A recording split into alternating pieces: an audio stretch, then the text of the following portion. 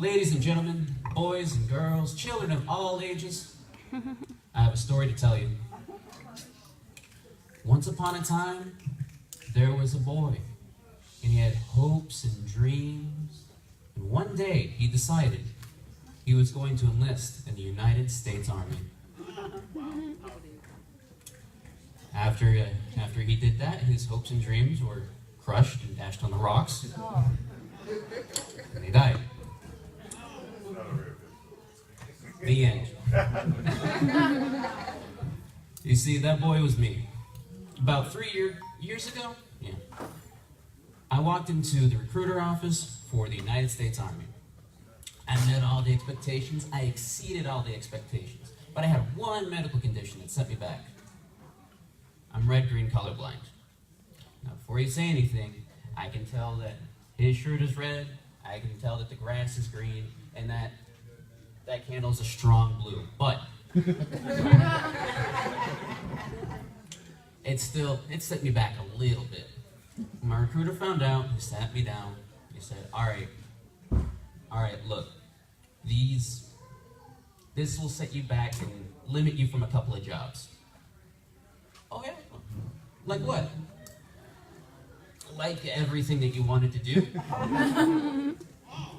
Here's the only 2 job options you got. Okay, cool. The first thing that he says, you could be a combat medic. Now folks, the name is as implies, right? It's a medic in combat. You don't think they need to see red? You don't think any medic would need to see red? So I asked, wouldn't I need to see red? Uh-huh.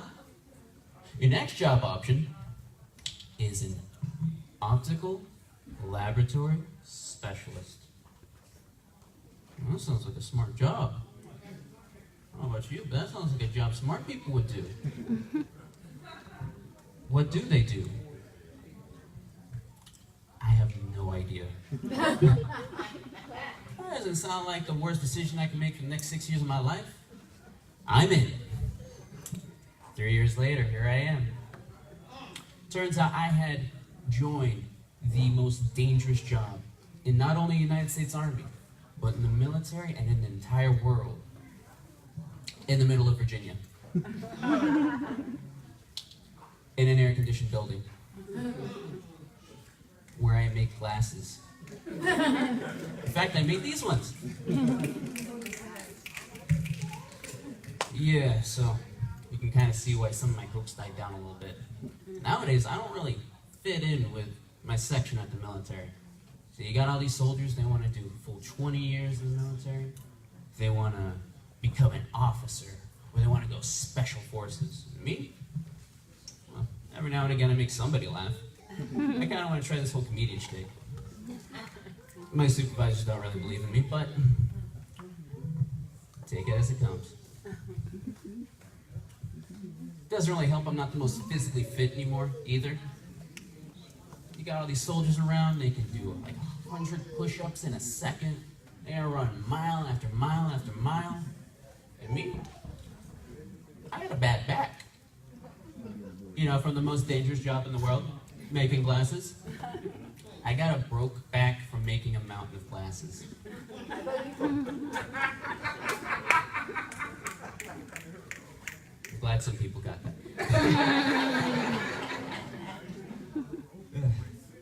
But you laugh now, but I will get an award for this.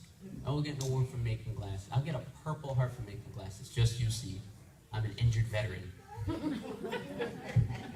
It doesn't really help that I just kind of, I look kind of funny. Look, I'm 21 and I got a receding hairline. I get it, but people like to remind me whenever I have like a shred of self-confidence. But it's actually a huge misconception because most people think I'm losing my hair. It's not the case. It's being relocated to various parts of my body. It's all going to my cheeks, and not the ones up top.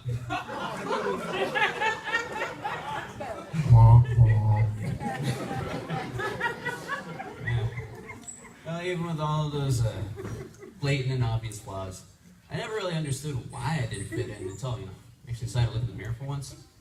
Oh man, I'm balding, I got a bad back, I don't even tell good jokes. I tell dad jokes. Oh yeah. Thanks. I can spell #1 fan already. I'm 21 and I'm going through a midlife crisis. Give me another 20, I'll need a walker too. Even with all that though, my friends, they still try to get me in the dating scene, right?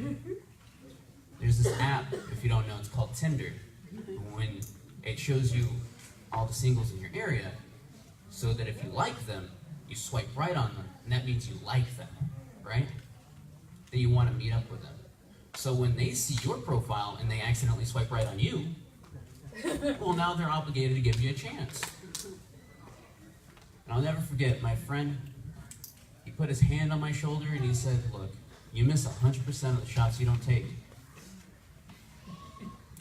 So I took every shot.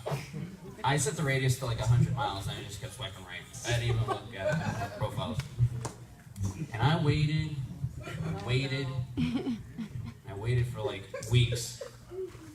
But then, one day, bloop, got the notification. Oh, that's when I realized, I don't know how to talk to girls. Oh, my hands all shaking, I opened up my phone, and I go to Tinder, and I open up the app, and I go to the match section, and it was a Pop-Tart. That's not like a slang term for anything. It was an advertisement for Pop-Tarts. You miss 100% of the shots you don't take, right? That is the most delicious shot yet. Thank you, ladies and gentlemen. That's my time.